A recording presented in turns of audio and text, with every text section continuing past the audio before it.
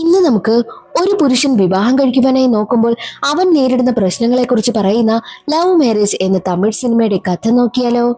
കഥയുടെ ചുരുക്കം എന്തെന്നാൽ 35 വയസ്സായിട്ടും വിവാഹമൊന്നും നടക്കാത്ത നായകൻ നാട്ടുകാർക്ക് മുന്നിലാണെങ്കിലോ കോമാളിയായി മാറിക്കൊണ്ടിരിക്കുകയാണ്. ഒടുവിൽ കാത്തിരുന്ന് അവനൊരു പെണ്ണ് കിട്ടി. പെണ്ണ് കാണുവാനായിട്ട് വീട്ടുകാരെ മുഴുവൻ കൂട്ടിക്കൊണ്ട് അവളുടെ നാട്ടിലേക്ക് പോകും. പെൺകുട്ടിയാണെങ്കിലോ അവനോടധികം മിണ്ടുന്നത് പോലുമില്ല.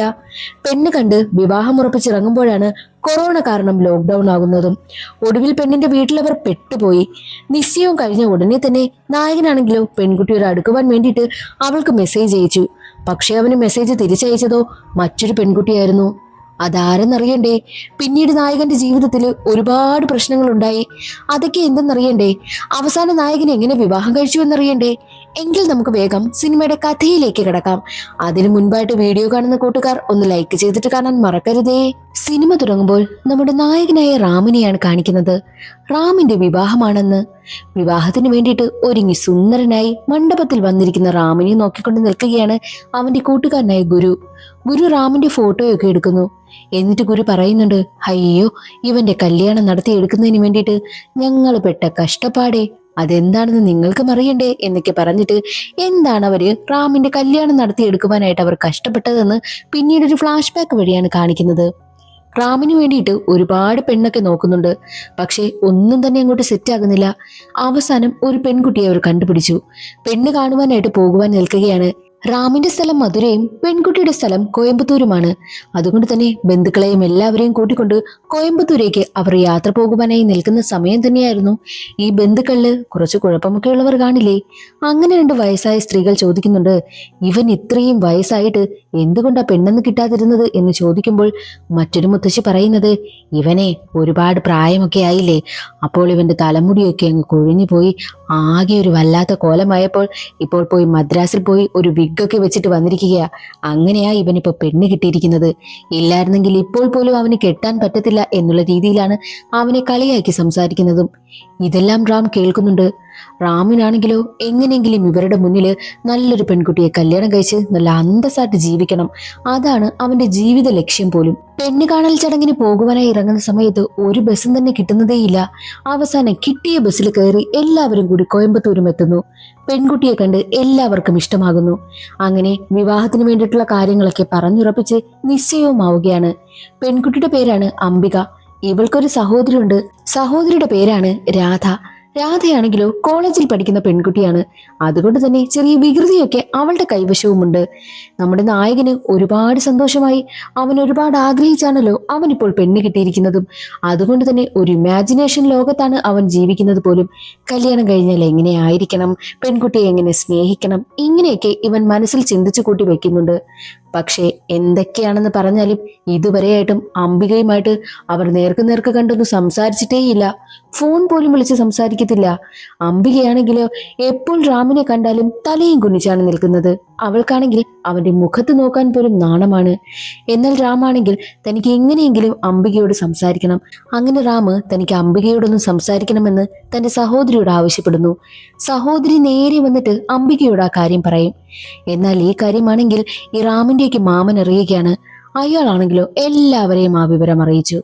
പിന്നെ എന്തായാലും 2 പേര് സംസാരിച്ചല്ലേ പറ്റുള്ളൂ. അതുകൊണ്ട് തന്നെ അംബികയാണെങ്കിൽ റാമുമായിട്ട് സംസാരിക്കുവാനായി തീരുമാനിക്കും. തന്റെ സഹോദരിയെ രാധയും കൂട്ടിയാണ് റാമിനോട് സംസാരിക്കുവാനായി എത്തുന്നത്. കാരണം അവൾക്ക് ഒറ്റയ്ക്ക് സംസാരിക്കാനേ പേടിയെന്ന്. അംബിക രാധയും കൂട്ടി വരുന്നത് കാണുമ്പോൾ അയ്യോ, അനിയത്തിയും കൂടിയാണല്ലോ വരുന്നത്, ഇനി ഇവളോട് ഞാൻ എന്ത് പേഴ്സണലായിട്ട് സംസാരിക്കുവാനാ എന്നൊക്കെ റാമും ചിന്തിക്കുന്നു. അങ്ങനെ അംബികയാണെങ്കിൽ റാമിന് മുന്നിലേക്ക് വന്ന് നിൽക്കും. റാമിനോട് അവൾ ഒന്നും മിണ്ടാതെ സൈലന്റ് ആയാണ് നിൽക്കുന്നതും. റാമും എന്ത് പറയുമെന്നൊക്കെ ചിന്തിക്കുന്നു. 2 പേരെയും ശ്രദ്ധിച്ചുകൊണ്ട് നിന്ന് രാധ ചോദിക്കും, സ്വന്തമായി ടെക്സ്റ്റൈൽസ് ഒക്കെ നടത്തുന്ന ആളല്ലേ, ഒരുപാട് സ്ത്രീകളും പെൺകുട്ടികളും ഡ്രസ്സ് എടുക്കുവാനൊക്കെ ടെക്സ്റ്റൈൽസിൽ വരുമല്ലോ, അവരോടൊക്കെ സംസാരിക്കുന്ന ആൾക്ക് എന്തുകൊണ്ടാ എന്റെ ചേച്ചിയോട് സംസാരിക്കാൻ ഇത്ര പാട് എന്നൊക്കെ അവൾ ചോദിക്കുന്നു. രാധ ചോദിക്കുന്നത് കേട്ട് അതിന് മറുപടിയായിട്ട് റാം പറയുന്നത്, ഞാനേ ഡ്രസ്സ് എടുക്കുന്നതിന് വേണ്ടിയിട്ടൊന്നുമല്ല വന്നിരിക്കുന്നത്, പെണ്ണ് കാണുന്നതിന് വേണ്ടിയിട്ടായെന്ന് രസകരമായിട്ട് ഒരു മറുപടിയും കൊടുക്കുന്നു. അതിനുശേഷം പെണ്ണ് കാണുവാനായിട്ട് വന്ന എല്ലാവരും ആഹാരമൊക്കെ കഴിച്ചിട്ട് കല്യാണ തീയതി എന്ന് വേണമെന്നൊക്കെ തീരുമാനിച്ചിട്ട് അവിടെ നിന്ന് പോകുവാനായി ഇറങ്ങുന്നു. ബസ്സിൽ കയറുവാനായി പോകുന്ന സമയത്തായിരുന്നു അവരൊരു കാര്യം അറിയുന്നത്. ബസ് ബ്രേക്ക് ഡൗൺ ആണ്. മാത്രമല്ല ഇതൊരു ഗ്രാമമല്ലേ, ആള് വരണമെങ്കിൽ സിറ്റിയിൽ നിന്ന് വരണം, ഒരു ദിവസമെങ്കിലും എടുക്കും. അതുകൊണ്ട് തന്നെ എല്ലാവരും ഇന്നൊരു ദിവസം ഇവിടെ വെയിറ്റ് ചെയ്യണമെന്നും ഡ്രൈവർ പറയുന്നു. വേറെ വഴിയില്ലാതെ രാമും അവന്റെ വീട്ടുകാരും നമ്മുടെ അംബികയുടെ വീട്ടിൽ തങ്ങുവാനായും തീരുമാനിക്കുകയാണ്. അംബികയുടെ അച്ഛൻ അപ്പോഴേ പറയും, ഞാൻ വിചാരിച്ചു നിങ്ങൾ വെറും പരിപ്പും ചോറും കഴിച്ചിട്ട് പോകേണ്ടി വരുമെന്ന്. അതിലെനിക്കൊരു വലിയ വിഷമമുണ്ടായിരുന്നു. പക്ഷേ ഇപ്പോഴാണ് എനിക്ക് സമാധാനമായത്. ഒരു ദിവസം ഇവിടെ താമസിക്കുകയല്ലേ, നിങ്ങൾക്ക് ഞാൻ നല്ല ചിക്കൻ കറിയൊക്കെ വെച്ച് തരാമെന്നൊക്കെ റാമിനോടൊക്കെ പറയുന്നു. അങ്ങനെ അന്നേ ദിവസം എല്ലാവരും അവിടെ തന്നെ ഒത്തുകൂടുകയാണ്. അടുത്ത ദിവസം നല്ല ചിക്കൻ കറിയൊക്കെ കൂട്ടി എല്ലാവരും പോകുവാനായിട്ട് റെഡിയാകുന്ന സമയം മെക്കാനിക്ക് വന്ന് വണ്ടി ശരിയാക്കി. എല്ലാവരും പോകുവാനായിട്ട് ഇറങ്ങുന്ന സമയമായിരുന്നു വണ്ടി സ്റ്റാർട്ടാക്കി നോക്കുന്നത്. അപ്പോഴേക്കും വണ്ടിയിൽ നിന്നും ഒരുപാട് പുക പുറത്തേക്ക് വന്നു. വീണ്ടും വണ്ടി കംപ്ലൈന്റ്. അന്നൊരു ദിവസം കൂടി അവിടെ തങ്ങണമെന്നും ഡ്രൈവർ പറയുന്നു. അതേ സമയമായിരുന്നു ടി വിയിൽ അവർ ന്യൂസ് കാണുന്നതും. എന്തെന്നാൽ നാട്ടിലാകെ കൊറോണ വ്യാപിച്ചിട്ടുണ്ട്. അതുകൊണ്ട് തന്നെ ആരും അടുത്ത ഗ്രാമത്തിലേക്കോ നാട്ടിലേക്കോ ഒന്നും തന്നെ പോകാൻ പാടില്ല, ആരും പുറത്തിറങ്ങാനും പാടില്ല. ജനങ്ങളുടെ സേഫ്റ്റി പ്രധാനമായതുകൊണ്ട് തന്നെ സർക്കാർ ലോക്ക്ഡൌണും പ്രഖ്യാപിച്ചു. അതോടുകൂടി ആരും എങ്ങോട്ടും പോകാൻ പറ്റാതെ അംബികയുടെ വീട്ടിൽ തന്നെ തങ്ങുവാനായും തീരുമാനിക്കുകയാണ്. അങ്ങനെ ദിവസങ്ങൾ കടന്നുപോയി. അവർക്കാണെങ്കിലും മധുരയിലേക്ക് പോകാൻ പറ്റാത്തതിന്റെ സങ്കടവും. ഏറ്റവും കൂടുതൽ പ്രശ്നം ആർക്കെന്നാൽ റാമിന്റെ സഹോദരിയുടെ ഭർത്താവിനാണ്. എങ്ങനെയെങ്കിലും ഈ വീട്ടിൽ നിന്നും നമ്മുടെ വീട്ടിലേക്ക് പോകണമെന്ന് ബഹളം ഉണ്ടാക്കിക്കൊണ്ടേയിരിക്കും. പക്ഷേ റാമിനാണെങ്കിൽ സന്തോഷവും. ഈ ദിവസങ്ങളിലെല്ലാം അംബികയുമായിട്ട് എങ്ങനെയെങ്കിലും സംസാരിക്കണമെന്നും റാം നോക്കുന്നു. പക്ഷേ നടക്കുന്നതേയില്ല. വീട്ടുകാരെല്ലാവരും ചുറ്റുമുണ്ടല്ലോ, അതിനിടയിൽ വെച്ച് എങ്ങനെ സംസാരിക്കാനാ എന്നൊക്കെ അവൻ ചിന്തിക്കുന്നത്. അംബിക കാണുന്ന വിധം തന്റെ മൊബൈൽ നമ്പർ പേപ്പറിൽ എഴുതിയിട്ട് റാം അവിടെ വെച്ചിട്ട് പോകുന്നു. അംബികയാണെങ്കിലോ ആ നമ്പറും എടുത്തുകൊണ്ട് പോവുകയാണ്. അന്നേ ദിവസം തന്നെ റാമിന് അവൾ മെസ്സേജും അയക്കുന്നു. മെസ്സേജ് വന്നത് കാണുമ്പോൾ റാമിന് ഒരുപാട് സന്തോഷമായി. അങ്ങനെ ഇവർ ചാറ്റിംഗ് ആരംഭിച്ചു. ചാറ്റിങ്ങിലൂടെ ഇവർ പ്രണയിക്കുകയാണ്. കുറച്ച് റൊമാൻറ്റിക് ആയിട്ടൊക്കെ ഇവർ ചാറ്റ് ചെയ്തു. അതുകൊണ്ട് തന്നെ റാമിന് അംബികയെ കാണണമെന്ന് ആഗ്രഹമുണ്ടായി. അവനാണെങ്കിൽ ആരും അറിയാതെ അംബികയെ ഒരു സ്ഥലത്തേക്ക് വിളിച്ചു വരുത്തുകയാണ്. അംബികയും അവിടേക്ക് വരും. ഇത്രയും റൊമാൻറ്റിക് ആയിട്ട് ചാറ്റ് ചെയ്തത് കൊണ്ട് തന്നെ അവളെ ഒന്ന് കിസ് ചെയ്യുവാനായിട്ടും റാം തീരുമാനിക്കുന്നു. അവളെ കിസ് ചെയ്യുവാനായി ചെല്ലുന്ന സമയത്തായിരുന്നു ഒട്ടും പ്രതീക്ഷിക്കാതെ റാമിനിട്ട് അവൾ ഒരു അടി കൊടുത്തിട്ട് അവിടെ നിന്ന് പോകുന്നതും. റാം ആണെങ്കിൽ ഞെട്ടിപ്പോകും. നന്നായിട്ടാണല്ലോ എന്നോട് ചാറ്റ് ചെയ്തുകൊണ്ടിരുന്നത്, എന്നിട്ട് പെട്ടെന്ന് എന്തിനാ ഇവൾ ഇങ്ങനെ പ്രതികരിച്ചതെന്ന് അവൻ ചിന്തിക്കുന്നു. അപ്പോഴാണ് കഥയിലൊരു ട്വിസ്റ്റ്. എന്തെന്നാൽ റാമിനോട് അത്രയും ദിവസവും ചാറ്റ് ചെയ്തുകൊണ്ടിരുന്നത് അംബികയല്ല, അംബികയുടെ സഹോദരിയായിട്ടുള്ള രാധയാണ് അവനവിടെ എഴുതി വെച്ചിരുന്ന നമ്പരും എടുത്തുകൊണ്ട് പോകുന്നതും. എന്നിട്ട് രാധയാണ് തന്റെ നമ്പറിൽ നിന്നും അംബികയാണെന്ന പേരിൽ റാമിന് മെസ്സേജ് അയച്ച് ഇത്രയും നാൾ റൊമാൻറ്റിക് ആയിട്ട് ചാറ്റ് ചെയ്തുകൊണ്ടിരുന്നതും. കുറ്റബോധം സഹിക്കാനാകാത്ത രാധയാണെങ്കിലോ റാമിനോട് ഈ കാര്യങ്ങളെല്ലാം തുറന്നു പറയുന്നു. റാം അവളെ ഒരുപാട് വഴക്ക് പറയും. റാമിന്റെ മനസ്സിൽ അംബികയോട് അത്രയും സ്നേഹമുണ്ടെന്നും വിവാഹം കഴിക്കുവാനായിട്ട് അവൻ എത്രത്തോളം ആഗ്രഹിക്കുന്നുവെന്നും അവന്റെ സംസാരത്തിൽ നിന്നെല്ലാം രാധയ്ക്ക് മനസ്സിലായി. രാധയാണെങ്കിൽ ഉടനെ തന്നെ അംബികയ്ക്കടുത്തേക്ക് ചെല്ലും. എന്നിട്ട് അവളോട് ചോദിക്കും, ചേച്ചി എന്താ മനസ്സിൽ കരുതിയിരിക്കുന്നത്? ആ മനുഷ്യൻ ചേച്ചിയെ വിവാഹം കഴിക്കുവാനായിട്ട് എത്ര ആഗ്രഹിക്കുന്നെന്നറിയാമോ? ആ മനുഷ്യൻ ചേച്ചിയെ ഒരുപാട് സ്നേഹിക്കുന്നുണ്ട്. ചേച്ചി അതൊന്നും മനസ്സിലാക്കെന്ന് രാധ അംബികയോട് പറയും. അപ്പോഴാണ് രാധയെ ഞെട്ടിക്കുന്ന കുറച്ച് കാര്യങ്ങൾ അംബിക പറയുന്നത്. ഈ അംബികയ്ക്ക് കോളേജിൽ പഠിക്കുന്ന സമയത്ത് ഒരു പയ്യനെ ഇഷ്ടമായിരുന്നു. ഇവർ രണ്ടുപേരും വിവാഹം കഴിക്കുവാനായിട്ടും ഒരുപാട് ആഗ്രഹിച്ചിരുന്നു. അങ്ങനെ അംബികയാണെങ്കിൽ ആ ഒരു പയ്യനെ പറ്റി തന്റെ അച്ഛനോടും അമ്മയോടും തുറന്നു പറഞ്ഞു. ആ വിവരം അറിഞ്ഞതോടു കൂടിയാണ് അവളെ നിർബന്ധിച്ച് അച്ഛനും അമ്മയും റാമിനെ കൊണ്ട് വിവാഹം കഴിപ്പിക്കുവാനായും തീരുമാനിച്ചിരിക്കുന്നത്. അല്ലാതെ അവളുടെ ഇഷ്ടത്തിനല്ല. അവൾക്കൊരിക്കലും റാമിനെ പ്രണയിക്കുവാനും പറ്റില്ല എന്നുള്ള രീതിയിലാണ് അവൾ പറയുന്നത്. എന്നാൽ രാധയാണെങ്കിലോ അംബികയെ ബ്രെയിൻ വാഷ് ചെയ്യുന്ന രീതിയിൽ ഒരുപാട് സംസാരിക്കും. എന്തായാലും ഞാൻ വിവാഹത്തിന് സമ്മതിക്കാം എന്നുള്ള രീതിയിൽ അംബികയും പറയുന്നു. രാധ ഉടനെ തന്നെ റാമിനടുത്തെത്തിയിട്ട് ഈ പ്രണയത്തിന്റെ കാര്യമൊന്നും പറഞ്ഞില്ല. ചേച്ചിക്ക് നിങ്ങളെ ഒരുപാട് ഇഷ്ടമാണെന്നും വിവാഹം കഴിക്കുവാനായിട്ട് താല്പര്യമുണ്ടെന്നും റാമിനോട് രാധ പറഞ്ഞു. അത് കേട്ടതും റാമിന് ഒരുപാട് സന്തോഷമായി. അങ്ങനെ രാധ ഇടപെട്ട് കല്യാണ ചടങ്ങുകളൊക്കെ പെട്ടെന്ന് നടത്തുവാനായും തീരുമാനിക്കുകയാണ്. കല്യാണത്തിന്റെ ഡേറ്റ് ദേ ഇങ്ങെത്തിയിരിക്കുന്നു. കൊറോണ കാരണം പുറത്തു പോകാൻ പറ്റാത്തത് കൊണ്ട് റാമിന്റെ വീട്ടുകാരെല്ലാം അംബികയുടെ വീട്ടുകാർക്കൊപ്പമാണ് താമസിക്കുന്നതും. അങ്ങനെ ദിവസങ്ങൾ കടന്നു പോകെ റാമിന് പിടിച്ചാൽ കിട്ടാത്ത അവസ്ഥയാണ്. അവനാണെങ്കിലോ കല്യാണത്തിന്റെ ഓട്ടത്തിലും. എങ്ങനെയെങ്കിലും കല്യാണം നടത്തിയെടുക്കുക, അവളോടൊപ്പം സന്തോഷമായിട്ട് ജീവിക്കുക, ഇതൊക്കെ തന്നെയാണ് അവന്റെ മനസ്സിൽ. വിവാഹ ദിവസം എത്തി. അപ്പോഴാണ് ഒരു കാര്യം. എന്തെന്നാൽ അംബികയെ കാണാനില്ല. രാധയും അച്ഛനും അമ്മയും അറിയാതെ അംബിക എങ്ങോട്ടോ പോയിരിക്കുകയാണ്. ആകെ പ്രശ്നം. കല്യാണത്തിന്റെ ഒരുക്കങ്ങളൊക്കെ നടക്കുകയാണല്ലോ. അതുകൊണ്ട് തന്നെ എല്ലാവർക്കും വല്ലാത്ത ദേഷ്യമായി. ഇങ്ങനെയാണോ മകളെ വളർത്തി വെച്ചിരിക്കുന്നതെന്നൊക്കെ റാമിന്റെ മാമനാണെങ്കിൽ അംബികയുടെ അച്ഛനോടും അമ്മയോടും ഒക്കെ ചോദിക്കുന്നു. വലിയ പ്രശ്നമാവുകയാണ്. എന്നാൽ റാമിനാണെങ്കിലോ ആകെ നാണക്കേട്. അവനാണെങ്കിലോ കൊറോണ കാരണം തന്റെ നാട്ടിലേക്ക് തിരികെ പോകാൻ പറ്റാത്ത അവസ്ഥയിലിരിക്കുകയാണ്. ഇവിടെ തന്നെ വീണ്ടും നിൽക്കണമല്ലോ എന്ന് ദേഷ്യപ്പെട്ടാണ് റാം അവിടെ ഇരിക്കുന്നതും.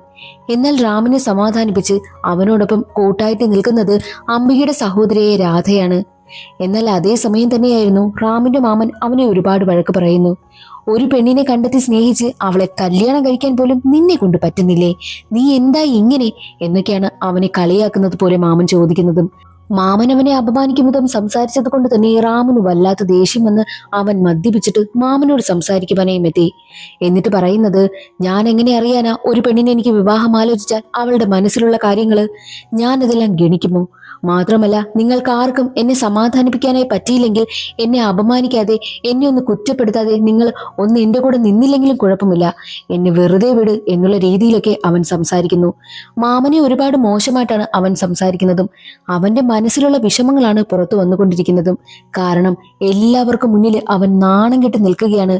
വിവാഹം കഴിക്കുവാനായിട്ട് ഒരുപാട് ആഗ്രഹിച്ചിട്ട് ഇപ്പോൾ പണി കിട്ടി നിൽക്കുകയാണല്ലോ റാം അത്രയും വലിയ മാനസിക വിഷമത്തിലിരിക്കുന്ന സമയത്ത് അവനെ ആശ്വസിപ്പിക്കാനായിട്ട് രാധയാണ് എത്തുന്നതും.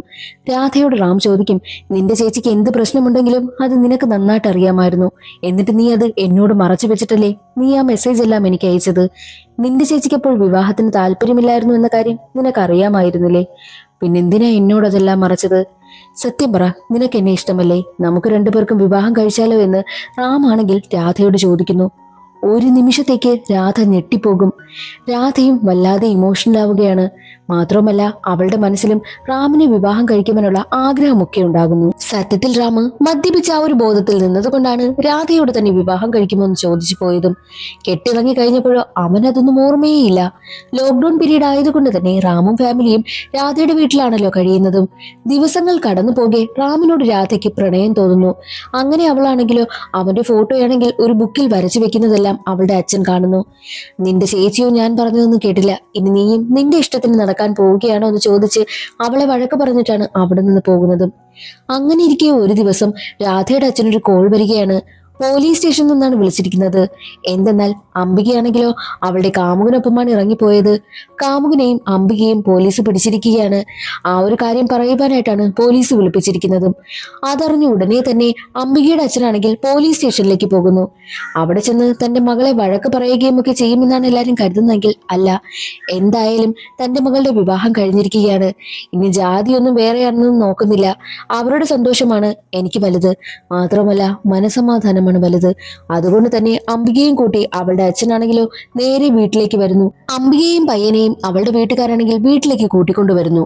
എന്നിട്ട് ആരതി ഒഴിഞ്ഞാണ് അകത്തേക്ക് കയറ്റുന്നതും. അത് കാണുന്ന റാമിന്റെ വീട്ടുകാർക്ക് അംബികയോടും അംബികയുടെ അച്ഛനോടും അമ്മയോടും ഒക്കെ വല്ലാത്ത ദേഷ്യം തോന്നുന്നു. എന്നാൽ റാം ആണെങ്കിലോ അംബികയുടെ അടുത്തെത്തിയിട്ട് നിനക്ക് ഇഷ്ടമുള്ള ജീവിതമാണ് നീ ജീവിക്കേണ്ടത് എന്ന് പറഞ്ഞ് അവൾക്ക് സപ്പോർട്ട് ചെയ്താണ് സംസാരിക്കുന്നതും. അങ്ങനെ ലോക്ക്ഡൌൺ പീരീഡ് കഴിയുകയാണ്. റാമും വീട്ടുകാരും തിരിച്ചു പോകുവാനായി റെഡിയാകുന്ന സമയം. പോകുന്നതിന് മുൻപ് രാധ റാമിനടുത്ത് എത്തിയിട്ട് ഒരു കാര്യം പറയുന്നു. നിങ്ങളുടെ പോലെ ഇത്രയും നല്ല സ്വഭാവമുള്ള ഒരാളിനെ ഏത് പെണ്ണാ വേണ്ടെന്ന് വെക്കുന്നത്? പക്ഷെ ഇനി എവിടെയെങ്കിലും പെണ്ണ് കാണാൻ പോകുന്ന സമയത്ത് ആ പെണ്ണിനെ കാണുമ്പോൾ ഇവൾ നമ്മുടെ ജീവിതത്തിന് തുണയായിരിക്കുമെന്ന് തോന്നിയാൽ മാത്രം അവളെ വിവാഹം കഴിക്കണം എന്നൊക്കെ രാധ പറയുന്നു. രാധയ്ക്കാണെങ്കിലോ റാമിനെ ഒരുപാട് ഇഷ്ടമാണെന്നുള്ളത് അവളുടെ സംസാരത്തിൽ നിന്ന് തന്നെ മനസ്സിലാക്കുവാനായും പറ്റും. രാധ പറഞ്ഞ കാര്യങ്ങളെല്ലാം റാമിന്റെ മനസ്സിലുണ്ട്. അതും ചിന്തിച്ചുകൊണ്ടാണ് അവൻ അവിടെ നിന്ന് യാത്ര തിരിക്കുന്നതും. പോകുന്ന വഴിയിലെല്ലാം റാമിന്റെ വീട്ടുകാരാണെങ്കിലോ അവിടെ നടന്ന സംഭവങ്ങളെ കുറിച്ചാണ് ചർച്ച ചെയ്യുന്നതെങ്കിലും റാമിന്റെ മനസ്സിൽ രാധ പറഞ്ഞ കാര്യങ്ങളായിരുന്നു. തന്റെ ജീവിത പങ്കാളിയെ തിരഞ്ഞെടുക്കേണ്ടത് താനാണ്, അല്ലാതെ മറ്റുള്ളവരുടെ ഇഷ്ടത്തിനല്ല താനൊന്നും ചെയ്യേണ്ടത്. രാധ പറഞ്ഞ കാര്യം അവൻ ഓർക്കുന്നു. കാരണം ആരെ കണ്ടാലാണ് തന്റെ ജീവിതത്തിൽ ഇവൾ തനിക്ക് സപ്പോർട്ടായി നിൽക്കുമെന്ന് തോന്നുന്നത് അവളെ വിവാഹം കഴിക്കണമെന്നല്ലേ. എന്നാൽ ഉടനെ തന്നെ അങ്ങനെ റാം തന്റെ അച്ഛനും അമ്മയ്ക്കും അടുത്തേക്ക് എത്തിയിട്ട് എനിക്ക് രാധയെ ഒരുപാട് ഇഷ്ടമാണ്. ഞാൻ അവളെ വിവാഹം കഴിക്കുവാനായി ആഗ്രഹിക്കുന്നു. അവൾ എന്തായാലും ഡിഗ്രി കംപ്ലീറ്റ് ചെയ്യാനായിട്ട് ഒരു 2-3 വർഷം എടുക്കുമല്ലോ. അത്രയും നാൾ ഞാൻ കാത്തിരിക്കാൻ തയ്യാറാണ്. എന്നോടൊപ്പം സപ്പോർട്ടിന് വരുന്നവർ വരാം, ഇല്ലാത്തവർക്ക് ഇവിടെ നിന്ന് പോകാമെന്നും പറഞ്ഞിട്ട് അവൻ നേരെ രാധയ്ക്ക് അടുത്തേക്ക് പോകുന്നു. രാധയോട് പറയും, നീ കോളേജ് കംപ്ലീറ്റ് ചെയ്യാൻ 2 വർഷമോ 3 വർഷമോ 4 വർഷമോ എടുത്തോ, എത്ര നാൾ വേണമെങ്കിലും നിനക്ക് വേണ്ടിയിട്ട് കാത്തിരിക്കാൻ ഞാൻ തയ്യാറാണ്. നീയാണ് എന്റെ ജീവിതത്തിലേക്ക് വരേണ്ട പെണ്ണെന്നും രാധയോട് പറയുന്നു. രാധയ്ക്കും അത് കേട്ട് ഒരുപാട് സന്തോഷമായി. ആ ഒരു സീൻ അവിടെ കട്ടായി 3 വർഷങ്ങൾക്ക് ശേഷമാണ് കാണിക്കുന്നത്. 3 വർഷം കഴിഞ്ഞ് ദേ ഇപ്പോൾ റാമിന്റെയും രാധയുടെയും വിവാഹ ചടങ്ങ് നടക്കുകയാണ്. ഈ ഒരു ചടങ്ങ് നടക്കുന്ന സമയത്താണ് റാമിന്റെ ജീവിതത്തിൽ നടന്ന പ്രശ്നങ്ങളെല്ലാം അവന്റെ കൂട്ടുകാരനായ ഗുരു നമ്മളോട് ഇപ്പോൾ പറഞ്ഞിരിക്കുന്നതും. ഇത്രയും പ്രശ്നങ്ങളൊക്കെ കടന്നാണ് ദേ റാമും രാധയും ഇപ്പോൾ വിവാഹം കഴിക്കുവാനായി പോകുന്നതും. അങ്ങനെ രാധയുടെയും റാമിന്റെയും വിവാഹം അടിപൊളിയായിട്ട് കഴിയുകയാണ്. നമ്മൾ ആരെ പ്രണയിക്കുന്നു, ആരെ വിവാഹം കഴിക്കുന്നു എന്നതൊന്നുമല്ല വലിയ കാര്യം. നമ്മൾ ആരോടൊപ്പമാണ് ഏറ്റവും കൂടുതൽ സന്തോഷത്തോടുകൂടി ഇരിക്കുന്നത്, ഏറ്റവും നന്നായി ജീവിക്കുന്നത്, അതാണ് പ്രധാനമെന്നും കാണിച്ചുകൊണ്ടാണ് സിനിമയുടെ കഥ അവിടെ അവസാനിക്കുന്നത്. ഇന്നത്തെ ഈ ഒരു വീഡിയോ എല്ലാവർക്കും ഇഷ്ടമായി എന്ന് കരുതുന്നു. ഇഷ്ടമായാൽ ഒന്ന് സപ്പോർട്ട് ചെയ്യാനും ചാനൽ ഇഷ്ടമായാൽ സബ്സ്ക്രൈബ് ചെയ്യാനും മറക്കരുതേ. അടുത്തൊരു സിനിമയുടെ കഥയിൽ കാണാം. അതുവരെ എല്ലാവർക്കും ബൈ.